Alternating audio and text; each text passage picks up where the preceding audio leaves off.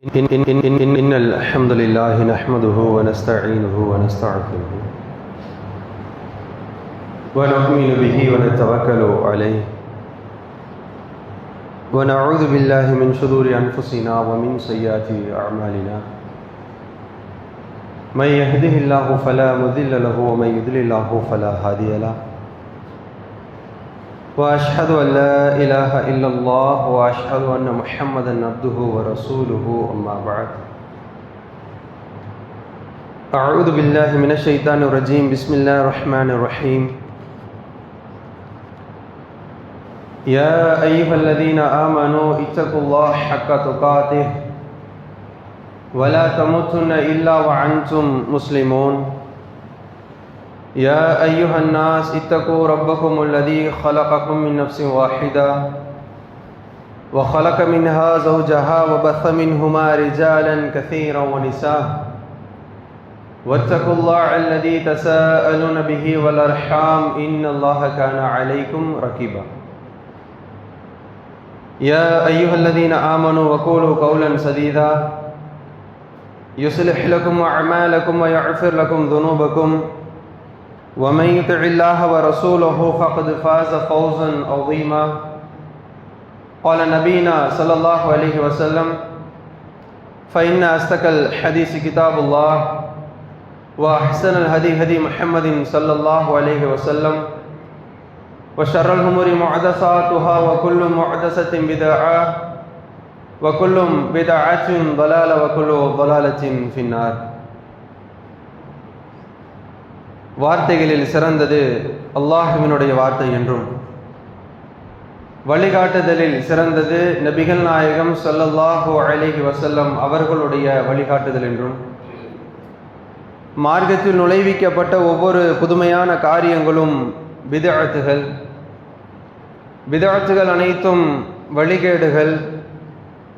வழிகேடுகள் அனைத்தும் உங்களை நரகில் கொண்டு போய் சேர்க்கும் என்று நபிகள் நாயகம் ஸல்லல்லாஹு அலைஹி வஸல்லம் அவர்கள் தங்களுடைய ஒவ்வொரு சொற்பொழிவின் துவக்கத்திலும் இந்த மனித சமூகத்திற்கு நினைவுபடுத்தியதை இந்த நல்ல சந்தர்ப்பத்திலே அல்லாஹுடைய தூதரும் எந்த அடிப்படையிலே இந்த ஜும்ஆ தொழுகை நிறைவேற்ற வேண்டும் என்று வழிகாட்டி தந்தார்களோ அந்த அடிப்படையிலே நிறைவேற்ற வேண்டும் என்ற உயர்ந்த நோக்கத்தோடு இங்கு ஒன்று குழுமி இருக்கிற நம் அனைவரின் சிந்தனையிலும் அந்த நபிமொழியை நினைவுபடுத்தி எனது உரையினை ஆரம்பம் செய்கின்றேன்.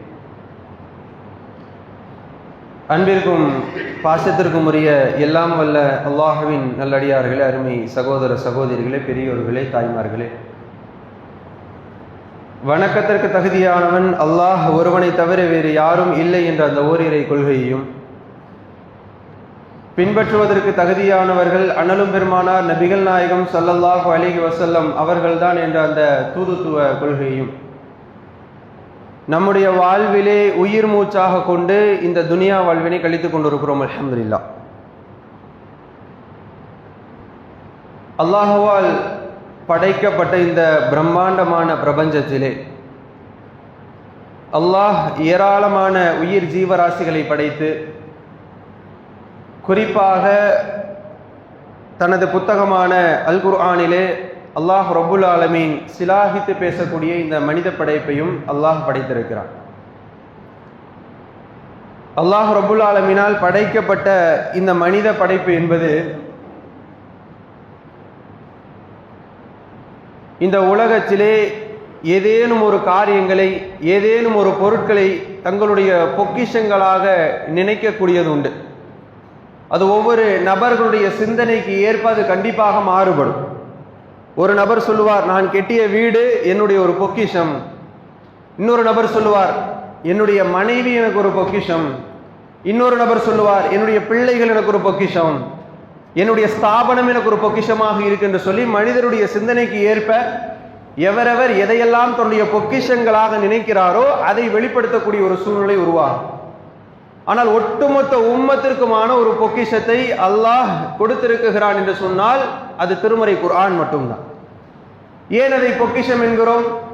திருமறை குர்ஆனை பொறுத்த வரைக்கும் இன்றைக்கு அதை ஏற்றிருக்கக்கூடிய நாம் இந்த இடத்தில் அதிகப்படியாக கவனம் செலுத்தி கேட்க வேண்டிய கடமையில் இருக்கிறோம்.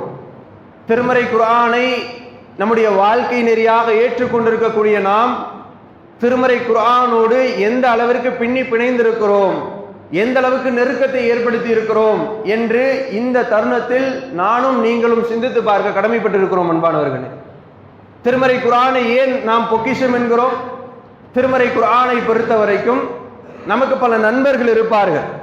நம்முடைய பிரச்சனைகளை அவரிடத்துல சொல்லுவோம், நமக்கு பல ஆலோசனைகளை கொடுப்பார்கள். இருந்தாலும் திருமறை குர்ஆனை போல ஒரு நண்பனை யாரும் பார்க்க முடியாது. ஏன் தெரியுமா? திருமறை குர்ஆன் என்பது ஒரு மனிதனுக்குரிய முழுமையான ஒரு வாழ்வியல் வழிகாட்டி. இந்த பொக்கிஷமான திருமறை குர்ஆன், ஒரு மனிதன் பிரச்சனையை சொல்லிட்டு அவனுடைய வழிகளை வாங்க முடியுமா? ஒரு நண்பன் இன்னொரு நண்பன் இடத்துல ஒரு பிரச்சனையை சொல்லுகிறான், சொல்லும் பொழுது அதை செய்தியாக கேட்க முடியுமே தவிர அதை ஒரு சில சதவீதத்தில் அந்த பிரச்சனையுடைய வழியை நம்மால் பெற முடியுமே தவிர முழுமையாக நம்மால் பெற்றுவிட முடியுமா? முழுமையாக அந்த பிரச்சனையினுடைய வழியை நம்மால் பெற முடியாது. ஆனால் திருமறை குர்ஆன் என்ற நண்பன் அந்த வழியை முழுமையாக பெற்று அவனுக்குரிய தீர்வை தெளிவாக கொடுக்கக்கூடிய ஒரு மிகப்பெரிய ஒரு நெருக்கமான நண்பன் யார் என்று சொன்னால் அல்லாஹ் வழங்கி இருக்கக்கூடிய இந்த திருமறை குர்ஆன் ஆனிய பொக்கிஷம் தான். அதோடு தொடர்பு நம்மிடத்தில் எப்படி இருக்கிறது யோசித்து பாருங்கள். திருமறை குர்ஆன் என்பது அல்லாஹ்வின் தூதர் நபிகள் நாயகம் ஸல்லல்லாஹு அலைஹி வஸல்லம் அவர்களை குறித்து திருமறை குர்ஆனில் அல்லாஹ் பேசுகிறான். லகத் கான லகும் ஃபீ ரசூலில்லாஹி உஸ்வத்துன் ஹஸனா, இந்த நபியிடத்திலே உங்களுக்கு அழகிய முன்மாதிரி இருக்குகிறது என்று அல்லாஹ் திருமறை குர்ஆனிலே சொன்னானே, அந்த திருமறை குர்ஆனில் சிலாகித்து பேசப்பட்ட நபிகளார் எந்த அளவிற்கு திருமறை குர்ஆனோடு பின்னி பிணைந்திருந்தார்கள், ஒன்றரை கலந்திருந்தார்கள், நகமும் சதையுமாக இருந்தார்கள் என்பதை ஹதீதுகளை புரட்டும் பொழுது நிறைய செய்திகளை நம்மால் பார்க்க முடியும். திருமறை குர்ஆனோடு அதை ஏற்றிருக்கக்கூடிய நாம் நம்முடைய வாழ்வோடு அந்த செய்திகளை உரசி பார்க்க கடமைப்பட்டிருக்கிறோம். ஏன் தெரியுமா? திருமறை குர்ஆன் என்பதை பற்றி அல்லாஹ் நிறைய இடங்கள்ல பேசுறான். திருமறை குர்ஆனை வெறுமனே மற்ற கதை புத்தகங்களை போல நம்ம பார்க்குகிறோமா என்று தெரியவில்லை, அதை இலகுவாக கடந்து சென்று விடுகிறோம். திருமறை குர்ஆனை எப்படி பார்க்கிறோம்? மற்ற புத்தகங்களை படிப்பதை போலவா? திருமறை குர்ஆனை குறித்து அல்லாஹ் என்ன சொல்லுகிறான்? அல்லாஹ் ரப்புல் ஆலமீன் ஒரு இடத்திலே பேசுகிறான், லவ் அன்ஸல்னா ஹாதல் குர்ஆன் அலா ஜபலின் லரஅய்தஹு காஷிஅன் முத்தஸத்திஆ மின் ஹஷியத்தில்லாஹ். சுப்ஹானல்லாஹ், அல்லாஹ் எப்படிப்பட்ட வார்த்தையை பயன்படுத்துகிறான்? இந்த குர்ஆனை கொண்டு போய் ஒரு மலையின் மீது நாம் இறக்கி வைத்தோம் என்று சொன்னால் அது அல்லாஹ்வுடைய அச்சத்தால் அடிபணிந்து சுக்குநூறாக போய்விடும் என்று திருமறை குர்ஆனிலே அல்லாஹ் பேசுகிறான். சொல்லிவிட்டு தொடர்ச்சியில் அல்லாஹ் சொல்லுகிறான், வதில்கல் அம்சாலு நல்ரிபுஹா லின்னாசி லஅல்லகும் யதஃபக்கரூன், நீங்கள் சிந்திப்பதற்காக இந்த உதாரணத்தை உங்களுக்கு நாம் சொல்லுகிறோம். அல்லாஹ் ஒரு உதாரணம் சொல்றாம்ல, இந்த குர்ஆனை கொண்டு போய் மலையின் மீது இறக்கினால் அது அல்லாஹ்வுடைய அச்சத்தால் என்ன செஞ்சிரும்? சுக்குநூறாக போய்விடும் என்று அல்லாஹ் சொல்றானா, அதனுடைய கன பரிமாணத்தை நாம் யோசித்து பார்க்க கடமைப்பட்டிருக்கிறோம். அதனுடைய வெயிட் என்ன? வெறுமனே அது ஒரு புத்தகம் இப்படி தூக்கி அப்படி வச்சுட்டு போயிடுவோம் அப்படிங்கிற சிந்தனையில் இல்லாமல் அதற்குள்ளாக இருக்கக்கூடிய செய்திகள், நமக்கு நடத்தக்கூடிய வகுப்பு எப்படிப்பட்ட வகுப்பு, அது நம்முடைய வாழ்க்கைக்கு தரக்கூடிய பாடங்களும் படிப்பினைகளும் எப்படிப்பட்டதாக இருக்கிறது என்பதை குறித்து நம்ம பல மக்கள் சிந்திப்பதில்லை. நம்முடைய வாழ்க்கையோடு தனிப்பட்ட முறையில சிந்தித்து பாருங்கள். எனக்கும் திருமறை குர்ஆனான பொக்கிஷத்திற்கும் இடையான தொடர்பு எப்படிப்பட்டதாக இருக்கிறது? இன்றைக்கும் பல மக்கள் நமக்கு படிக்க தெரியாதுங்க, ஓத தெரியாதுங்க என்று சொல்லி அதையே காலமாக ஒரு காரணமாக சொல்லி வரக்கூடியதை பார்க்கிறோமா இல்லையா? இன்றைக்கு முயற்சி எடுத்திருக்கிறோம். இன்றைக்கு பல விஷயங்கள் ஆரம்ப காலத்தில் இல்லாத தெரியாத சில விஷயங்களை இன்றைக்கு கற்றுக்கொண்டு அதில் நம்முடைய வாழ்வில் முன்னேற்றத்திற்காக பயன்படுத்துவதில்லையா? உதாரணமாக அன்றைய காலத்தில் பட்டன் போன் பயன்படுத்தி கொண்டிருந்தவர்கள் இன்றைக்கு டச் போன் யூஸ் பண்ணக்கூடிய அளவுக்கு அதில் முன்னேறி இருக்கிறார்கள் என்று சொன்னால் அது ஒரு கல்வியா இல்லையா? அதை எப்படி படித்தோம்? எனக்கு தெரியாதுங்க, நமக்கு பட்டன் போன் தான் பயன்படுத்த தெரியும் என்று அதிலேயே உட்கார்ந்து கொண்டோமா? யோசித்து பாருங்கள். நம்ம சொல்லக்கூடிய காரணம் பொருத்தமான காரணமாக இருக்கிறதா? திருமறை குர்ஆனோடு ஏன் தொடர்பு இல்லாம இருக்கீங்க அப்படின்னு கேள்வி எழுப்பினால் நமக்கு படிக்க தெரியாதுங்க, ஓத தெரியாதுங்க, இதிலேயே எத்தனை காலம் நம்முடைய வாகனம் ஓடிக்கொண்டிருக்கும். யோசித்து பாருங்க. நமக்கு அல்லாஹ் அறிவை கொடுத்திருக்கிறான், அதற்கு முயற்சி எடுக்கிறோம் என்று சொன்னால் நான் உனக்கு நன்மையை தர்றேங்கிறான். ஆனால் நம்முடைய முயற்சி என்பது திருமறை குர்ஆனை கற்றுக்கொள்வதிலே மிக மிக குறைவாக இருக்கிறது. நமக்கு தெரிந்த ஒரு 5-6 சூறாக்களை வைத்துக் கொண்டு எல்லா தொழுகைகளையும் முடித்து விடுவோம், அடுத்து மனனம் செய்வோம், அதை படிப்போம் இதை படிப்போம் என்று எத்தனை பேர் முன்வரோம் யோசித்து பாருங்க. நமக்கு இருக்கவே இருக்க குல்சூராக்கள் அதை எடுத்து ஓதி எல்லா தொழுகைகளும் முடித்து விடுவோம் என்று சொல்லி அதிலேயே நம்ம வாழ்க்கையை கடத்தி கொண்டிருக்கிறோம் என்று சொன்னால், உலகத்தினுடைய எல்லா காரியங்களையும் கற்றுக்கொள்வதற்கு முன்வரக்கூடிய நாம் இதில் ஏன் முன்வருவதில்லை? ஏன் வருவதில்லை என்று சொன்னால், திருமறை குர்ஆனுடைய அந்த கனப்பரிமாணத்தை இன்னும் நாம் புரிந்து கொள்ளாத மக்களாகத்தான் வாழ்ந்து கொண்டிருக்கிறோம். இஸ்லாத்தின்பால் பல மக்கள் ஈர்க்கப்படுகிறார்கள் என்று சொன்னால் முஸ்லிம்களுடைய வாழ்க்கையை பார்த்தல்ல. முஸ்லிம்களுடைய வாழ்க்கையை பார்த்தால் இஸ்லாத்தை விட்டு வெறுண்டு ஓடக்கூடிய ஒரு சூழ்நிலை தான். இப்படியா அப்படிங்கிற மாதிரியான ஒரு சூழ்நிலை மாறிடும். ஆனால் திருமறை குர்ஆனை படிக்கிறார்கள். அமெரிக்காவினுடைய ஒரு பத்திரிகையாளர் மரியம் ஜமீலா என்ற ஒரு பெண்மணி, அந்த பெண்மணி சொல்லக்கூடிய ஒரு செய்தியை பாருங்கள். நான் முஸ்லிம்களுடைய வாழ்க்கையை பார்த்திருந்தால் இஸ்லாத்தை ஏற்றிருக்க மாட்டேன். இஸ்லாத்தை பற்றி தப்பும் தவறுமாக பல செய்திகளை பதிவிட வேண்டும் என்பதற்காகவே திருமறை குர்ஆனை எடுத்து படித்தேன். திருமறை குர்ஆன் எனக்கு கொடுத்த வாழ்க்கையும் வாய்ப்பும் எப்படிப்பட்டது என்று சொன்னால், இதுதான் நேர்வழி. திருமறை குர்ஆனை படித்ததனுடைய விளைவு அந்த பெண்ணுக்கு அல்லாஹ் நேர்வழியை கொடுத்திருக்கிறார். இப்ப நமக்கு இலகுவா கையில கிடைச்சிட்டு அப்படிங்கறக்காக அதுல அலட்சியமாக இருக்கிறோமா? யோசித்து பாருங்கள் அன்பானவர்களே. இந்த இடம், இந்த தருணம் அதை யோசிப்பதற்கான ஒரு தருணமாக எடுத்துக்கொள்வோம். ஏன் அதில் அலட்சியமா இருக்கிறோம்? நபிகளாரை பற்றி யாராவது பேசிவிட்டால், நபிகளாரை பற்றி எழுதிவிட்டால் கொந்தளிக்கக்கூடிய முஸ்லிம்களா இருக்கக்கூடிய நாம் நபிகளார் திருமறையோடு எப்படி பின்னி பிணைந்திருந்தார்கள், நபிகளார் திருமறையோடு எப்படி வாழ்ந்திருந்தார்கள் என்பதை குறித்து சிந்தித்ததுண்டா? நம்மளை பார்த்து தான் அல்லாஹ் கேட்கிறான், அஃபலா யததப்பரூனல் குர்ஆன் அம் அலா குலூபின் அக்ஃபாலுஹா. மனிதா, இந்த குர்ஆனை நீ சிந்திக்க மாட்டியா? உன்னுடைய உள்ளங்கள் எல்லாம் என்ன பூட்டுக்களால் பூட்டப்பட்டிருக்கிறதா என்ற கேள்வி இந்த உம்மத்தை பார்த்து தான் அல்லாஹ் கேட்கிறான். வேற யாரை பார்த்து கேட்கிறான்? அதை படித்து விட்டு கடந்து சொல்றோமே, அதில் உள்ள விஷயங்களை யோசித்திருக்கிறோமா? எந்த வேதங்களாவது, எந்த சித்தாந்தங்களை எடுத்துக்கொள்ளுங்கள் அன்பானவர்களே, எந்த சித்தாந்தமாவது என்னுடைய வேத புத்தகம் இது, இதை சிந்தித்து பார், இதை எடுத்து படித்து பார் அப்படின்னு சொன்னது உண்டா? ஆனால் அல்லாஹ் சொல்றான், நான் சொன்ன வார்த்தை தான், என்னுடைய வார்த்தைகள் தான் இந்த திருமறை குர்ஆன், இருந்தாலும் நீ அதை சிந்தித்து பார். சிந்திக்காம இருக்காத. அல்லாஹ் இன்னும் கடுமையான வார்த்தை போடுறான், உன்னுடைய உள்ளங்கள் எல்லாம் என்ன இறுகிருச்சா, பூட்டுக்களால் பூட்டப்பட்டிருக்கிறதா, ஏன் சிந்திக்க மாட்டேங்கிற அப்படிங்கிற ஒரு கேள்வி அல்லாஹ் நம்மை நோக்கி தான் வைக்கிறான். நபிகளாரை பாருங்கள், அல்லாஹ் ரப்புல் ஆலமீன் நபிகளாருடைய இந்த அல்லாஹ்வுடைய தூதரோடு இந்த திருமறை குர்ஆன் எப்படி பின்னி பிணைந்திருக்கிறது, எந்த அளவுக்கு என்று சொன்னால் உலக உதாரணத்தை சொன்னால் நம்மால் புரிந்து கொள்ள முடியும் இலகுவாக. ஒரு மனிதன் எந்த துறையை சார்ந்திருக்கிறானோ அந்த துறை சார்ந்த பேச்சுக்கள் பல அவனையும் அறியாமல் சில இடங்களில் வெளிப்படுமா இல்லையா? இப்ப ஒரு மருத்துவர் இருக்கிறார், சாப்பிட்டு இருக்கும் போது, உணவு உண்டு கொண்டிருக்கும் பொழுது திடீரென்று சாப்பாட்டுல ஒரு கல் வந்துட்டு என்ன சொல்லுவாரு? கிட்னியில கல் இருக்க மாதிரியே சாப்பாட்டுல கல் கிடக்க அப்படிங்குவார். அந்த துறை சார்ந்த அவரையும் அறியாமல் பேச்சுக்கள் வருமா இல்லையா? இப்ப இது போல நபிகள் நாயகம் ஸல்லல்லாஹு அலைஹி வஸல்லம் அவர்கள் எந்த தருணங்களில் எடுத்துக்கொண்டாலும் ஹதீதுகளை புரட்ட புரட்ட புரட்ட புரட்ட நிறைய ஆச்சரியமான செய்திகள். அல்லாஹ்வுடைய தூதருடைய வாழ்க்கை என்பது வெறுமனே அப்படியே கடந்து போற இடத்துல அப்படி பேசக்கூடியது இல்ல. அல்லாஹ்வுடைய தூதர் சந்திக்கக்கூடிய நிறைய சந்தர்ப்பங்கள்ல, விஷயங்கள்ல இந்த குர்ஆனோடு தொடர்பு வைத்து அந்த செய்திகளை அல்லாஹ்வுடைய தூதர் அவர்கள் பேசுகிறார்கள். ஒரு மனிதன் அப்படி பேச முடியும் என்று சொன்னால் எந்த அளவுக்கு குர்ஆனோடு பின்னி பிணைந்திருக்க முடியும்? ஒரு சந்தர்ப்பத்தில் ஒரு நண்பரோடு பேசிக் கொண்டிருக்கிறார், டக்குனு பேசும் பொழுது ஏதோ ஒரு சந்தர்ப்பத்தில் குர்ஆன் வசனத்தை எடுத்து போடுவோம். நாம என்ன செய்வோம்? உலக விஷயங்களையும் பழமொழிகளையும்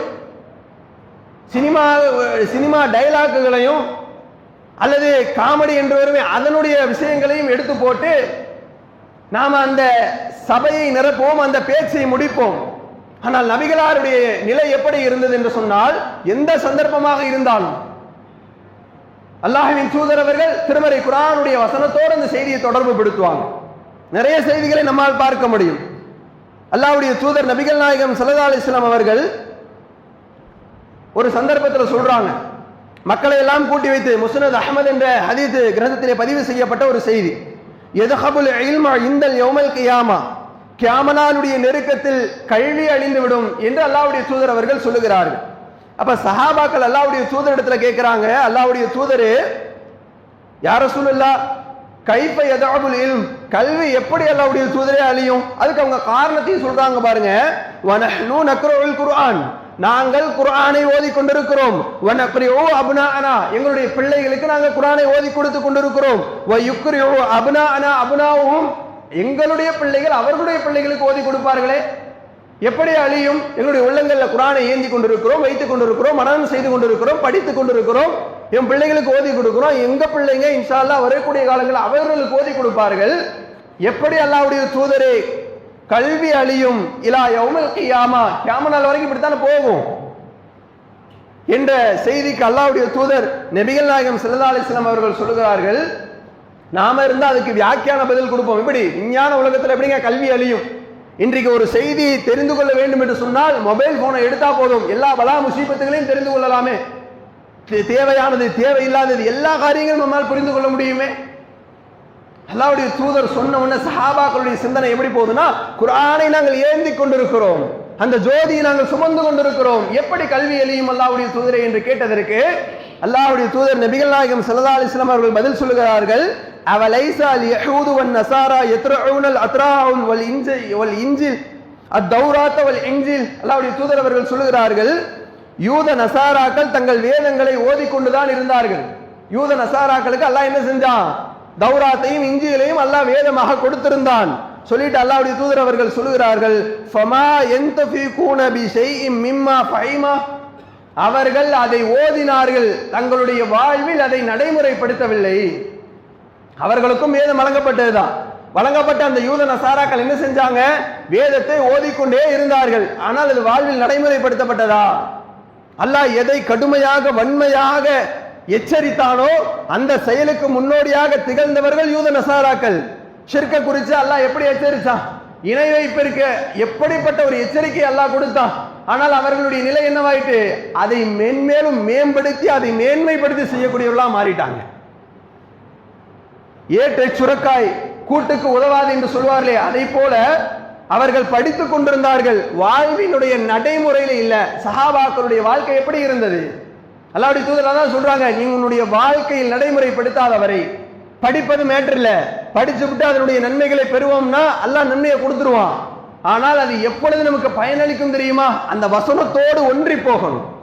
அல்லாஹ் வெறுமனே அகீமுஸ் ஸலா என்று குர்ஆனுடைய பல இடங்களில் திரும்ப திரும்ப திரும்ப திரும்ப சொல்றானா? ஏன் சொல்றான்னு வேணும்ல. அல்லாஹ் அல் பக்ரால சொன்னதே ஆல இம்ரான்ல சொல்லிட்டான். அடுத்தடுத்த அத்தியாயங்கள் அன்னிசால சொல்றான்னு நாம அல்லாஹ் மறந்துட்டு சொல்றான்ற சிந்தனையா? அல்லாஹ் மறக்கல. என்னுடைய அடியான் அந்த வசனத்துடைய தாற்பயத்தை புரிந்து கொள்ள வேண்டும். அகீமுஸ் ஸலா, தொழுகை நிலைநாட்டு அடியானே என்று அல்லாஹ் சொல்றாம்னா, திரும்ப திரும்ப சொல்றாம்னா, திருமறை குர்ஆன்ல பல்வேறு இடங்களில் அல்லாஹ் சொல்லுகிறான் என்று சொன்னால் ஏன் சொல்றான்? என்னுடைய அடியான் அதனுடைய முக்கியத்துவத்தை புரிந்து கொள்ள வேண்டும் என்பதற்காக. சஹாபாக்களுடைய வாழ்வு எப்படி இருந்தது? ஒரு வசனத்தை படிப்பார்கள், அதை படித்து அதை தன்னுடைய வாழ்வில் நடைமுறைப்படுத்தாதவரை அடுத்த வசனத்திற்கு போக மாட்டாங்க. ஆனா நாம இன்னைக்கு என்ன, மற்ற புத்தகங்களை படிப்பதை போல இலகுவா படிச்சுட்டு அப்படியே கடந்து போயிடுறோமா இல்லையா? ஆனால் நம்முடைய வாழ்க்கையில் அதை மாற்ற வேண்டும். ஒரு வசனத்தை எடுத்து படிக்கிறோம், வசனம் என்ன எனக்கு சொல்லுகிறது? ஒரு வசனத்தை எடுத்து படிக்கிறோங்க, அந்த வசனம் இருக்குதுல்ல, நான் படிக்கும் பொழுது எனக்கு ஒரு செய்தி அது சொல்லும், நீங்கள் படிக்கும் போது உங்களுக்கு ஒரு செய்தியை சொல்லும். ஒவ்வொருவருடைய சிந்தனைக்கு ஏற்ப அது மாற்று மாற்று கருத்துக்களை கொண்டு வந்து வைக்குமா இல்லையா? ஒரே வசனம் தான் நிறைய செய்திகளை சொல்லும். அதுபோன்ற சிந்தனைகள் நமக்குள் நாம் வளர்த்தி கொள்ள வேண்டும். அதற்கு முதல்ல என்ன செய்யணும்? திருமறை குர்ஆனோடு நாம் நெருங்க வேண்டும். திருமறை குர்ஆனை விட்டுவிட்டு இந்த உலக வாழ்வில் வெற்றி பெற்று விடலாம் என்று ஒரு அடியான் ஒரு மனிதன் நினைக்குகிறான் என்று சொன்னால் கண்டிப்பாக அவன் நஷ்டம்தான் அடைவான். உலகத்தில் மட்டுமல்ல, மறுமையிலும் திருமறை குர்ஆன் இல்லாத வாழ்வை இந்த உலகத்தில் நாம் வாழ்கிறோம் என்று சொன்னால் இம்மையிலும் சரி மறுமையிலும் சரி கண்டிப்பாக அது நமக்கு மிகப்பெரிய ஒரு நஷ்டத்திற்குரிய ஒரு வாழ்க்கையை தந்துவிடும். அவனை போல ஒரு கை சேதப்பட்ட வேறு யாரையும் நம்மால் பார்க்க முடியாது. நபிகளாரை பாருங்கள், அல்லாஹ்வுடைய தூதர் அவர்கள் அப்படி நெருக்கமானாங்க திருமறை குர்ஆனோடு. அல்லாஹ்வுடைய தூதர் நபிகள் நாயகம் ஸல்லல்லாஹு அலைஹி வஸல்லம் அவர்கள் ஒரு நாள் என்ன செய்யறாங்கன்னு சொன்னா, தன்னுடைய மகள் ஃபாத்திமா ரலியல்லாஹு அன்ஹா வீட்டுக்கு போறாங்க. புகாரியிலே பதிவு செய்யப்பட்ட ஒரு செய்தி. ஃபாத்திமா ரலியல்லாஹு அன்ஹா வீட்டுக்கு இரவு நேரத்தில் தஹஜ்ஜுடைய தொழுகை தொழுது விட்டு தன்னுடைய மகளும் மருமகளும் தொழுது விட்டார்களா என்று கேட்போம் அப்படிங்கிறதுக்காக போறாங்க. போய் கதவை தட்டுறாங்க, இருவரும் எழுந்து வருகிறார்கள். வந்த இருவரிடத்திலும் கேட்கிறாங்க, அலா துஸல்லியானி, இருவரும் தொழுதீர்களா அப்படிங்கிறாங்க. கேட்ட உடனே அந்த நேரத்தில் சொல்றாங்க, யார் பதில் சொல்கிறார்? அலி ரலியல்லாஹு பதில் சொல்றாங்க, அன்ஃபுஸ்னா பியதில்லாஹ், நம்முடைய உயிர் அல்லாஹ்வின் கரத்தில் அல்லவா இருக்கிறது. ஃபைதா ஷாஅ யபஅத்னா பஅஸனா, அல்லாஹ் நாடினால் எங்களை எழுப்பி இருப்பான் அப்படிங்கிற மாதிரி ஒரு குதர்க்கமான ஒரு பதிலை சொல்லுகிறார். இல்ல தொழுவுல அப்படின்னு சொன்னா இலவா முடிஞ்சிருக்கும். ஆனா அலி ரலியல்லாஹு என்ன சொல்றாங்க, நம்முடைய உயிர் நம்ம தூங்குறோம்னா என்ன, எந்த சித்தாந்தமும் இப்படி சொல்லல. இஸ்லாம் சொல்லுது, நீ தூங்க போற அப்படின்னா மௌத்தா போற, மௌத் ஆயிட்ட. அதனாலதான் அல்லாஹ்வுடைய தூதர் அவர்கள் நமக்கு கற்றுக் கொடுத்தார்கள். தூங்க போகும்போது அல்லாஹும்ம பிஸ்மிக அமூது வ அஹ்யா, இறைவா உன்னுடைய பெயரால் நான் மரணிக்கிறேன், தூங்க போறேன்னு சொல்லாத, மௌத்தா போறேன்னு சொல்லிட்டு போய் படு. தூங்கி எந்திரிச்சிட்ட, அல்ஹம்துலில்லாஹி அல்லதி அஹ்யானா பஅதமா அமாதனா வ இலைஹி நுஷூர், இறைவா எனக்கு மீண்டும் எனக்கு உயிர் கொடுத்த உனக்கே புகழ் அனைத்தும் என்று அவனை புகழ்ந்துரு. எப்படிப்பட்ட வழிகாட்டுதல் அதை இந்த இடத்துல சொல்றாங்க. அலி ரலியல்லாஹு சொல்றாங்க, உயிர் அல்லாஹ்வோட கையில் அல்லவா இருக்குது, அவன் நாடினால் அல்லவா எழும்ப முடியும் அப்படின்ற மாதிரியான ஒரு செய்தியை சொன்ன உடனே அல்லாஹ்வுடைய தூதர் அவர்கள் எப்படி திருமறை குர்ஆனோடு அதை தொடர்பு படுத்துறாங்கன்னு பாருங்களேன். நாமளா இருந்தா என்ன செய்வோம், ஒரு மனிதருக்கு போய் ஒரு தாவா பண்றோம், ஏதோ ஒரு செய்தி எடுத்து சொல்றோம், பாய் தொழுவாங்க பாய், பள்ளி பக்கமே ஆளை காணலையே இப்படின்ற மாதிரி ஒரு செய்தியை பேசுறோம். அவர் குதர்க்கமா ஒரு பதில சொல்றாரு, இந்த ஆள்கிட்ட போய் பேசும் பாரு. நம்ம இப்படித்தான் அந்த இடத்துல கோபப்படுவோம், ஆத்திரப்படுவோம், அவசரப்படுவோம், பேச்சுக்களில் கடிதத்தை காட்டுவோம், இதெல்லாம் நடக்கும் நமக்கு. ஆனால் அல்லாஹ்வுடைய தூதர் நபிகள் நாயகம் ஸல்லல்லாஹு அலைஹி வஸல்லம் அவர்கள் என்ன செய்யறாங்கன்னு சொன்னா, அலி ரலியல்லாஹு அவங்க சொல்றாங்க, அல்லாஹ்வுடைய தூதர் அவர்கள் முணுமுணுத்து கொண்டே போறாங்க. வஹமு வலின் எதுருபு பைதஹு, அல்லாஹ்வுடைய தூதர் அவர்கள் தன்னுடைய தொடையை தட்டி கொண்டு ஏதோ முணுமுணுத்து கொண்டே அப்படியே போறாங்க. ஃபஸமிஅதுஹா, அது என்ன என்று நான் செவிதாழ்த்தி கேட்டு பார்த்தேன். அல்லாஹ்வுடைய தூதர் அவர்கள் திருமறை குர்ஆனுடைய ஒரு வசனத்தை ஓதி கொண்டு போறாங்க. என்ன வசனத்தை ஓதுகிறாங்க, வகானல் இன்சானு அக்ஸர ஸையின் ஜதலா, மனிதர்களில் அதிகமானோர் தர்க்கம் செய்யக்கூடியவராகவே இருக்கிறார்கள் என்று சொல்லி அல்லாஹ்வுடைய தூதர் அவர்கள் இந்த வசனத்தை முணுமுணுத்து ஓதிக்கொண்டே அப்படி போறாங்க. அலி ரலியல்லாஹு அன்ஹு தெரிஞ்சிருச்சு நம்முடைய பதில் அல்லாஹ்வுடைய தூதருக்கு கோபத்தை உண்டாக்கிட்டு அப்படின்னு. அல்லாஹ்வுடைய தூதர் பாருங்க அந்த இடத்துல கோபப்பட்டு வார்த்தையில் கடினத்தை காட்டல. என்ன இப்படி பேசுறீங்க, நாம அதற்குரிய தயாரிப்போட இருக்கணும்ல அப்படிங்கிற மாதிரியான ஒரு கடுமை காட்டாமல் அந்த வார்த்தை பிரயோகத்தில் நளினத்தை காட்டிவிட்டு அல்லாஹ்வுடைய தூதர் அவர்கள் என்ன செய்யறாங்கன்னு சொன்னா, அந்த இடத்தில் திருமறை குர்ஆன் ஒரு மனிதன் பின்னி பிணைந்திருந்தால் அல்லவா அப்படி வரும், திருமறை குர்ஆனோடு நெருங்கி இருந்தால் அல்லவா அப்படி வரும். நாம எத்தனை இடத்துல அந்த மாதிரி பேசியிருப்போம், யோசிச்சு பாருங்க. ஒரு நண்பர்களுக்கு மத்தியில் ஏதேனும் சண்டை நடக்குது, அல்லது ஒரு சந்தோஷமான மகிழ்ச்சியான ஒரு சபை இருக்கிறது, எந்த இடத்தில் திருமறையினுடைய வசனத்தை தூக்கி போட்டு இந்த இடத்துல இப்படி சந்தோஷமா இருக்கிறோம், மகிழ்ச்சியா இருக்கிறோம், அல்லாஹ் திருமறை குர்ஆன்ல என்ன சொல்றான்னு தெரியுமா அப்படின்னு ஏதோ ஒரு வசனத்தை எடுத்து போட்டுருப்போமா? அல்லது ஒரு சண்டை சச்சரவு குடும்பத்துக்கு மத்தியில் நடக்கும் பொழுது அல்லாஹ் என்ன சொல்றான்னு தெரியுமா? நம்முடைய வாழ்க்கையில் அப்படிப்பட்ட ஒரு நிலை அடைய வேண்டும் அன்பானவர்களே. நாம் அதுபோல திருமறையோடு நெருங்க வேண்டும். அல்லாஹ்வுடைய தூதர் அப்படித்தான் இருந்தாங்க. மனிதன் அதிகமாக தர்க்கம் செய்யக்கூடியவங்கள தான் இருக்கிறான் அப்படின்னு சொல்லிட்டு அந்த வசனத்தை ஓதிக்கொண்டே அப்படியே போறாங்க. முடியுமா? நம்ம யோசித்து பாருங்க, அல்லாஹ்வுடைய தூதருடைய நெருக்கம் என்பது திருமறையோடு எப்படி இருந்திருக்கிறது. அதே போல இன்னொரு செய்தியை பாருங்கள், ஆயிஷா அம்மையார் அவர்கள் அறிவிக்கிறார்கள், முஸ்லிமிலே பதிவு செய்யப்பட்ட ஒரு செய்தி. ஆயிஷா அம்மையார் அவர்கள் சொல்லுகிறார்கள், இதா அசபத்தி ரீஹ், பலத்த காற்று வீசுகிறது என்று சொன்னால் அல்லாஹ்வுடைய தூதர் அவர்கள் ஒரு பிரார்த்தனை செய்வார்கள். என்ன பிரார்த்தனை? அல்லாஹும்ம இன்னி அஸ்அலுக கைரஹா வ கைர மா ஃபீஹா, இறைவா இந்த பலத்த காற்றின் மூலமாக ஏற்படக்கூடிய நன்மைகளை அதிகமாக எனக்கு தா என்ற ஒரு பிரார்த்தனை அல்லாஹ்வுடைய தூதர் அவர்கள் செய்வார்கள். சொல்லிட்டு அடுத்து சொல்றாங்க, வைதா தகையரத்தி ஸமாஉ, வானம் கருத்து விட்டால் தகையர லௌலஹு, அல்லாஹ்வுடைய தூதருடைய முகமும் கருத்து விடும்.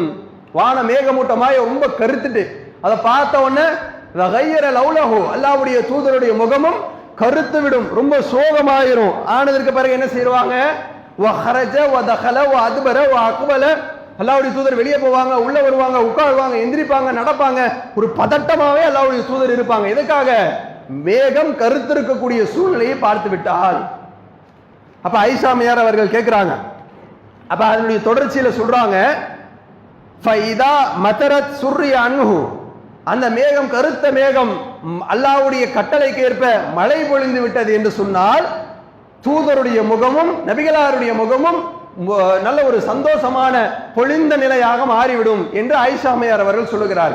இப்ப நமக்கு ஒரு சந்தேகம், ஏன் கருத்தொன்னு அல்லாஹ்வுடைய தூதருடைய முகம் அந்த மாதிரி ஒரு மாதிரி வாடி போகிறது? இந்த கேள்வி, இந்த சந்தேகம் ஆயிஷா அம்மையாருக்கு இருக்கு. அல்லாஹ்வுடைய தூதர் அவர்களிடத்துல கேட்கிறாங்க, அல்லாஹ்வுடைய தூதரே மேகம் கருத்திருக்கக்கூடிய சூழ்நிலையில நீங்க ஏன் ரொம்ப பதட்டமா இருக்கிறீங்க? உங்களுடைய முகங்கள் எல்லாம் கருத்து விட்டு அப்படி போறீங்க, இப்படி வர்றீங்க, உட்கார்றீங்க, நடக்கிறீங்க, ரொம்ப ஒரு மாதிரி பதட்டமா இருக்கிறீங்களேன்னு கேட்கும் பொழுது அல்லாஹ்வுடைய தூதர் அவர்கள் சொல்கிறார்கள், லஅல்லஹு யா ஆயிஷா, ஆயிஷாவே எனக்கு என்னன்னு தெரியல, ஒருவேளை திருமறை குர்ஆனிலே ஆது சமூகத்தை குறித்து அல்லாஹ் சொல்கிறானே அதனுடைய தாக்கமாக இருக்குமோ என்று நான் நினைக்கிறேன் என்று அல்லாஹ்வுடைய தூதர் அவர்கள் சொல்கிறார்.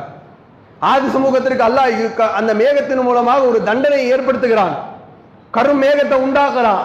அதை பார்த்து விட்டு அதை அவர்கள் தான் செய்த தவறை உணராமல் தண்டனை இன்றி அதை நினைக்காமல் என்ன செய்யறாங்கன்னு சொன்னா, திருமறை குர்ஆனிலே அல்லாஹ் சொல்லுகிறான், ஆதா ஆரிலும் மும்திரினா, இது நமக்கு மழை ஏற்படுத்தும் மேகம் என்று அவர்கள் அதை பற்றி பேசிக் கொண்டிருக்கிறார்கள். ஆனா அதன் மூலியமா அல்லாஹ் அவர்களுக்கு ஒரு மிகப்பெரிய ஒரு பாதிப்பை ஏற்படுத்தினால, ஒரு தண்டனை ஏற்படுத்தினால, அல்லாஹ்வுடைய தூதர் அவர்கள் சொல்லுகிறார்கள், அந்த வசனத்துடைய தாக்கமா இருக்குமோ, அதனுடைய எச்சரிக்கையாக இருக்குமோ என்று நான் அச்சப்படுகிறேன் ஆயிஷா என்று அல்லாஹ்வுடைய தூதர் நபிகள் நாயகம் ஸல்லல்லாஹு அலைஹி வஸல்லம் அவர்கள் சொல்லக்கூடிய செய்தி முஸ்லிம் என்ற ஹதீஸ் கிரந்தத்திலே பார்க்கிறோம். அல்லாஹ்வுடைய தூதருடைய வாழ்க்கை என்பது அன்பிற்குரியவர்களே, இந்த மாதிரி நிறைய செய்திகளை பார்க்க முடிகிறது. அல்லாஹ் இந்த திருமறை குர்ஆனை குறித்து ஒரு வசனத்தில் சொன்னானே, எப்படிப்பட்ட ஒரு செய்தி அல்லாஹ் சொல்லுகிறான். இந்த குர்ஆன் எப்படிப்பட்டது என்று சொன்னால், அல்லாஹ்வுடைய கட்டளையாக இருக்கக்கூடிய இந்த திருமறை குர்ஆன் அல்லாஹ் சொல்லுகிறான், இது ஒரு உயிர். அல்லாஹ் நமக்கு கொடுத்திருக்கக்கூடிய இந்த கட்டளை ஒரு உயிர். அந்த உயிருக்கு எப்படிப்பட்ட மதிப்பு கொடுத்து கொண்டிருக்கிறோம், அதை நம்ம கவனிக்கிறோமா? அதன் அடிப்படையில் நம்முடைய வாழ்க்கையை நடத்துவதற்கு ஏதேனும் முயற்சிக்கிறோமா? திருமறை குர்ஆனில் இன்னொரு வசனத்திலே அல்லாஹ் ரப்புல் ஆலமீன் சொல்லுகிறான், அதை எந்த நிலையில் அல்லாஹ் சொல்லுகிறான் என்று சொன்னால், அச்சமில்லாதவருடைய வாழ்க்கை எப்படி இருக்கும், நேர்வழியில் இருக்கக்கூடிய மக்களுடைய வாழ்க்கை எப்படி இருக்கும் என்பதை குறித்து அல்லாஹ் ரப்புல் ஆலமீன் சொல்லுகிறான்.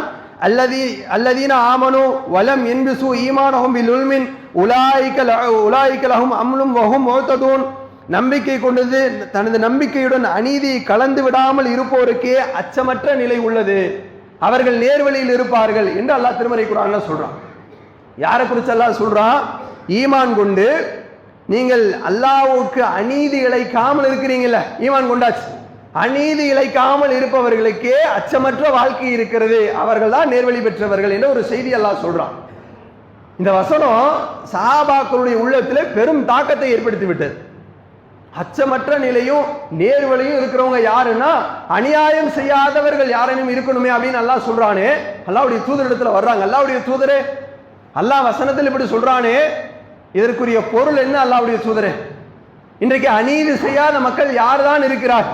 ஒரு மனிதன் தன்னை அறிந்தோ அறியாமலோ தெரிந்தோ தெரியாமலோ பிற மக்களுக்கு ஏதேனும் ஒரு வகையில் அநீதி செய்து விடுகிறான். ரப்புக்கு அநீதி செய்யக்கூடிய மக்களா இருக்கிறோம். அப்ப அல்லாஹ் சொல்லக்கூடிய வசனத்துடைய விளக்கம் என்ன அல்லாஹ்வுடைய தூதரே என்று கேட்கும் பொழுது, வசனத்துடைய தாக்கம் முதலிலே சஹாபாக்களுக்கு எப்படி ஏற்பட்டிருக்குன்னு பாருங்களேன். நம்முடைய உள்ளத்துல அந்த மாதிரி ஏதேனும் ஒரு வசனம் நம்முடைய உள்ளத்தை தைத்திருக்குமா? எடுத்து படிச்சு பார்க்கும்போது அல்லாஹ் இப்படி சொல்றானே, நம்முடைய வாழ்க்கையில் இப்படிப்பட்ட நடைமுறை இருக்குது, இப்படிப்பட்ட செயல்பாடுகள் இருக்குது, நம்முடைய நிலை எப்படி இருக்கும்? எந்த வசனமாவது அன்பிற்குரியவர்களை தனிப்பட்ட முறையில் சுய பரிசோதனை செய்து பாருங்கள். என்னுடைய வாழ்க்கையில் இந்த வசனம் இப்படிப்பட்ட தாக்கத்தை ஏற்படுத்தியது, இப்படிப்பட்ட அச்சத்தை எனக்கு கொடுத்துட்டு அப்படின்னு சொல்வதற்கு ஏதேனும் ஒரு வசனம் இருக்கிறதா? சஹாபாக்கள் அப்படி இருந்துச்சு. வசனத்தை படிச்சோன்னா நடுங்கிட்டாங்க. அல்லாஹ்வே, அல்லாஹ் இப்படி சொல்றானே, அநீதி இழைச்சிட்டா நேர்வழி பெற்றவர்கள் ஆக முடியாது, அச்சமற்ற வாழ்க்கை இருக்காது, இப்படிப்பட்ட ஒரு நிலையில் இருப்போம் அல்லாஹ் சொல்றானே, என்ன விளக்கம் அல்லாஹ்வுடைய தூதரே? வசனத்தை பற்றிய அந்த கவலையை வசனத்தோடு அல்லாஹ்வுடைய தூதர் அவர்கள் விளக்கம் கொடுக்கிறாங்க. அது எதற்காக சொல்லப்பட்டது என்று சொன்னால், லுக்மான் என்ற ஒரு நல்லடியார் தன்னுடைய மகனுக்கு சொன்ன அறிவுரையை நீங்கள் திருமறை குர்ஆனிலே பார்க்கவில்லையா, படிக்கவில்லையா என்று அல்லாஹ்வுடைய தூதர் அவர்கள் சஹாபாக்களிட்ட கேட்கிறாங்க. 31வது அத்தியாயத்தினுடைய 13வது வசனம். தன்னுடைய மகனுக்கு லுக்மான் என்ற ஒரு நல்லடியார் ஒரு உபதேசத்தை செய்கிறார். எப்படிப்பட்ட உபதேசம்? தன்னுடைய மகனுக்கு என்ன செய்யறான்னு சொன்னா, லுக்மான் என்ற ஒரு நல்லடியார் ஒரு உபதேசம் செய்கிறார். என்ன உபதேசம்? யா புனை, என் அருமை மகனே, லா துஷ்ரிக் பில்லாஹ், அல்லாஹ்வுக்கு நீ இணை கற்பித்து விடாதே, இன்ன ஷிர்க லஸுல்முன் அதீம். வசனத்திற்கு குறித்த சந்தேகத்தை அல்லாஹ்வுடைய தூதர் வசனத்தை கொண்டு தெளிவுபடுத்துறாங்க. என்னுடைய அருமை மகனே, அல்லாஹ்வுக்கு இணை கற்பிச்சிராத, ஒருபோதும் அல்லாஹ்வுக்கு இணையாக யாரையும் கொண்டு வந்து நீ வச்சிராத, எந்த பொருளையும் வைத்து விடாதே சொல்றாங்க. இன்ன ஷிர்க லஸுல்முன் அதீம், அப்படி நீ செஞ்சிட்டீனா அதுதான் மிகப்பெரிய அநியாயம் என்று அல்லாஹ் திருமறை குர்ஆனிலே சொல்லுகிறானே, அல்லாஹ்வுடைய அந்த வசனத்தை நீங்கள் படித்ததில்லையா என்று அல்லாஹ்வுடைய தூதர் அவர்கள் சஹாபாக்களுக்கு விளக்கம் சொல்றாங்க. அநியாயம்னா அல்லாஹ்வுக்கு நிகராக யாரையும் வைப்பதை குறித்து அல்லாஹ் பேசுகிறான் என்று அந்த இடத்துல அல்லாஹ்வுடைய தூதர் அவர்கள் சொல்லி முடிக்கக்கூடிய செய்தியை பார்க்கும். வசனத்தை குறித்த அச்சங்களும் பயங்களும் எப்படி இருக்கிறது சஹாபாக்களுக்கு? அல்லாஹ்வுடைய தூதர் அவர்கள் அதே போல அதற்குரிய விளக்கங்களை எப்படி கொடுக்கிறாங்க? வசனத்தை கொண்டு, திருமறையோட தொடர்பு கொண்டு. இது போல நிறைய செய்திகளை ஹதீஸ்களை புரட்ட நிறைய செய்திகளை நம்மால் பார்க்க முடியும். நாம யோசிக்க வேண்டியது, சிந்திக்க வேண்டியது என்னன்னு சொன்னா, திருமறை குர்ஆனோடு என்னுடைய வாழ்வு எப்படி இருக்கிறது? திருமறை குர்ஆன் இல்லாத வாழ்வை நான் எப்படி இறுக்கமான வாழ்க்கையாக மாற்றி கடந்து கொண்டிருக்கிறேன்? என்னுடைய வாழ்க்கை இலகுவாக வேண்டும் என்று சொன்னால் திருமறையோடு தொடர்பு இருக்கணும். திருமறையோடு என்னுடைய வாழ்க்கை நெருக்கமாகணும். திருமறை இல்லாத வாழ்வு ஒரு வாழ்வே கிடையாது என்ற சிந்தனை நமக்குள்ள இருக்கணும். ஏன் தெரியுமா? மீண்டும் சொல்லுகிறேன், மனிதனுக்கு பரிபூர்ணப்படுத்தப்பட்ட ஒரு வாழ்க்கை திட்டம் என்று சொன்னால் அது திருமறை குர்ஆன் தான். வேறு எந்த புத்தகத்தை கொண்டு வந்து வைக்க முடியாது. வேற எந்த கவிஞர் எழுதியதும் சரி, எந்த ஆய்வாளர்கள் எழுதியதும் சரி, எதை கொண்டு வந்து வச்சாலோ திருமறை குர்ஆனுக்கு முன்னாடி நிற்காது. ஏன்? அப்படிப்பட்ட ஒரு வழிகாட்டுதலை, வாழ்வியல் வழிகாட்டுதலை கொடுக்கக்கூடிய திருமறை குர்ஆனோடு நெருங்கக்கூடிய நன்மக்களாக இருக்க வேண்டும் என்று கூறி என்னுடைய முதல் உரையை நிறைவு செய்கிறேன்.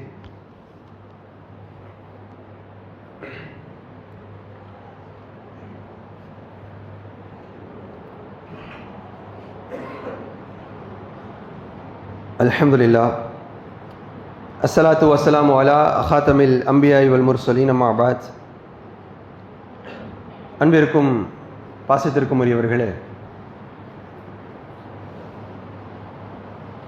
திருமறை குர்ஆன் என்பது அல்லாஹ் நமக்கு வழங்கி இருக்கக்கூடிய ஒரு மிகப்பெரிய பொக்கிஷம் என்பதை குறித்து சில செய்திகளை பார்த்தோம். திருமறை குர்ஆன் நமக்கு ஓத தெரியல அப்படின்னா அதை குறித்த கல்வியாளர்களிடத்துல, அதை படிக்க தெரிந்தவரிடத்துல நேரத்தை ஒதுக்கி அதை கற்றுக்கொள்ள கண்டிப்பாக நாம் முயற்சி எடுக்க வேண்டும். இன்றைய தினத்தில் ஒரு முடிவு எடுக்கணும். எனக்கு ஓத தெரியவில்லை என்று சொன்னால் இதை கற்றுக்கொள்வதற்கு நான் என்ன செய்ய வேண்டும்? அடிப்படையில் இருந்து கற்றுக்கொள்ள வேண்டும். நான் அதை கற்றுக்கொள்வதற்கு வெட்கப்பட்டு, இவ்வளோ வயசாயிட்டு எல்லாம் கொஞ்சம் குழந்தைகள்கிட்ட, சின்ன பிள்ளைகள்கிட்ட போய், நம்முடைய பிள்ளைகள் எல்லாம் ஓதும், நம்முடைய பிள்ளைகள்கிட்ட உட்கார்ந்து கற்றுக்கொள்வதை கூட நம்ம வெட்கப்படக்கூடாது. ஏன்? இதை கற்றுக்கொண்டால் நாளை மறுமையில மிகப்பெரிய நன்மை அல்லாஹ் தூக்கி தருவான்ல. அதை கற்றுக்கொள்வதன் மூலமாக, சிரமப்பட்டு ஓதுவதன் மூலமாக அல்லாஹ் அளப்பெரிய நன்மையை தருகிறான் என்று சொன்னால் அதை வேண்டாம் என்று அதனுடைய தேவை இல்லாத மனிதர்கள் யார் இருக்கிறார்? அதனால் அதை கற்றுக்கொள்வது என்பது இம்மையிலும் சரி மறுமையிலும் சரி மிகப்பெரிய பயனளிக்கக்கூடியதாக இருக்கும். ஏன்? மறுமையில எல்லோரையும் அல்லாஹ் ஒன்று கூட்டி எழுப்பி நிப்பாட்டுவான். நபிமார்களிடத்திலே மக்கள் எல்லாம் ஓடி போய் எங்களுக்கு உதவி செய்யுங்களேன், எங்களுக்காக பரிந்து பேசுங்களேன், எங்களுடைய நிலைமை மிக மோசமாக உள்ளது என்று சொல்லி நபிமார்களிடத்திலே கதறி கொண்டிருக்கக்கூடிய சூழ்நிலையில அல்லாஹ்வே சாட்சியாளர்களை ஏற்படுத்துகிறான் என்று சொன்னால் அது எவ்வளவு பெரிய பாக்கியம்! அல்லாஹ்வே பரிந்துரையாளர்களை கொடுக்கிறார் என்று சொன்னால் அது எவ்வளவு பெரிய பாக்கியம்!